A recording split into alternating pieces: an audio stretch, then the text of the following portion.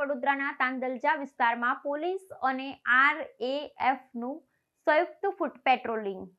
વડોદરા શહેરમાં તહેવારો શરૂ થતા કાયદો અને વ્યવસ્થા જાળવવાના ભાગરૂપે પોલીસ દ્વારા સુરક્ષા વ્યવસ્થા સઘન બનાવવામાં આવી છે।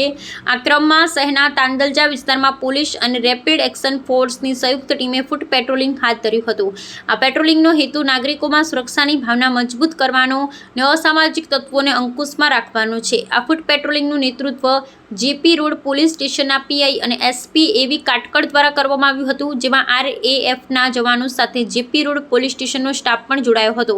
આ ટીમે તાંદલજાના મુખ્ય વિસ્તારોમાં પગપાળા ફરી પરિસ્થિતિનું નિરીક્ષણ કર્યું હતું। આ પ્રકારના સંયુક્ત પેટ્રોલિંગથી પોલીસ અને આરએફ વચ્ચેનું સંકલન સુધરે છે અને કટોકટીની પરિસ્થિતિમાં ઝડપી કાર્યવાહી કરવામાં મદદ મળે છે।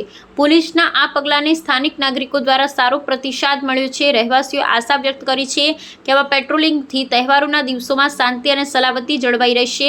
પોલીસ તંત્ર દ્વારા જણાવવામાં આવ્યું છે કે આગામી દિવસોમાં પણ શહેરના સંવેદનશીલ વિસ્તારમાં આ પ્રકારના ફૂટ પેટ્રોલિંગ અને સુરક્ષા વ્યવસ્થા ચાલુ કરવામાં આવશે, જેથી નાગરિકો ભયમુક્ત વાતાવરણમાં તહેવારોની ઉજવણી કરી શકે।